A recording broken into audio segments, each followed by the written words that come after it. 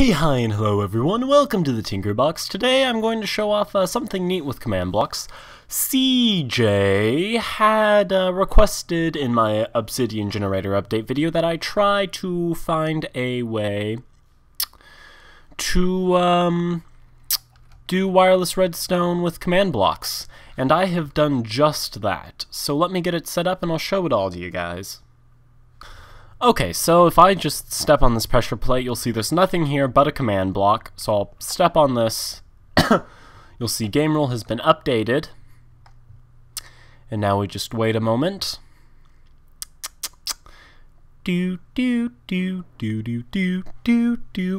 Sadly, this method is kind of at the there we go. As you can see, the light turned on, and you can see game rule has been updated.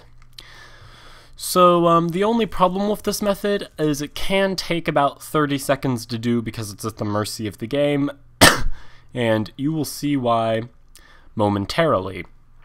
So this works off of the do fire tick rule, and the way it works is the map sorry guys, I still haven't gotten over this cough.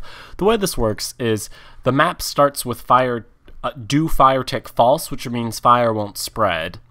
Now when you step on this pressure plate, it turns the fire tick back on, and there is a piece of wool that's right here surrounded by fire, and that piece of wool will be lit on fire and disappear, and that will update this block update detector, which will push this block up, which lets redstone in this case pass through to a lamp, and then it also sets off a command block that turns the fire tick back off, just in case later in this map you want to do this again.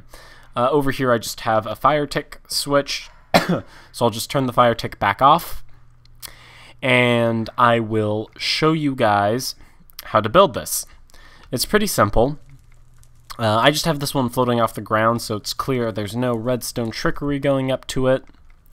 To build it, all you do is you create a little thing to fill with fire, like so. You set all of these netherrack bricks on fire. But first, you kind of want to get the piston up here.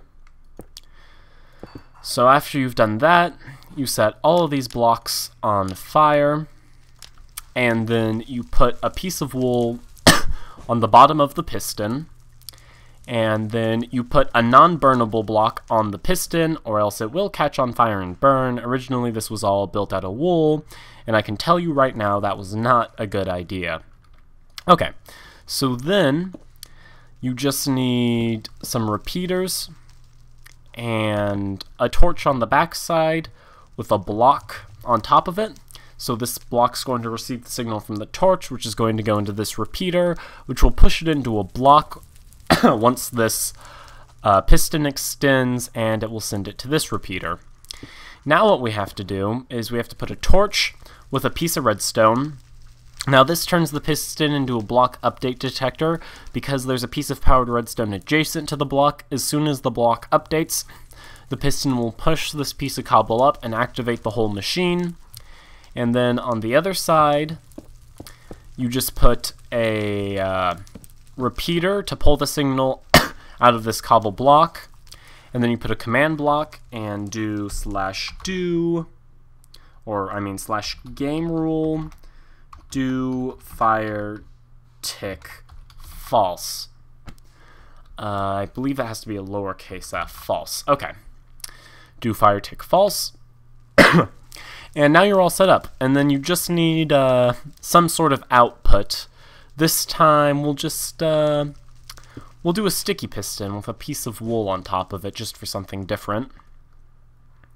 And if we go step on this pressure plate, it changes the game rule, and if we fly back over here, we'll just watch, and this piece of wool should get burnt up shortly.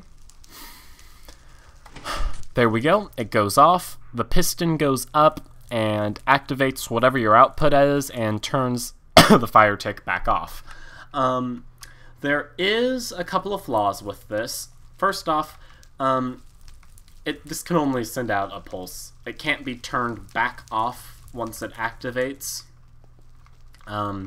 So you can use this for something like an adventure map, perhaps unlock a door, maybe a server. You want something to happen in a completely different area when someone steps on a pressure plate. But basically, since it does use a command block, the only uses you would have for this are in a creative mode. And yeah, I think my favorite use of this would be to unlock a door from far ways away.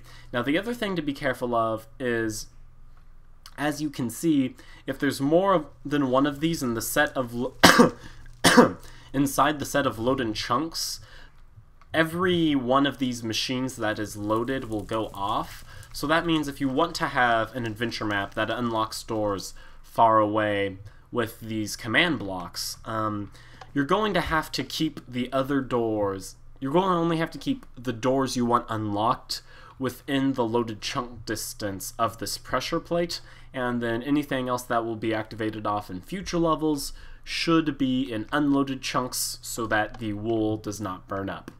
I hope you guys enjoyed it, and I hope it's satisfactory for CJ. Sadly, you can't really toggle it, but I don't know, I think it could be really cool in some adventure maps. And if you guys, like CJ, want something tested, go ahead and leave me a comment down below and I'll see what I can do. If you like this video, please consider like, commenting, subscribing, and I'll see you guys next time. Toodles!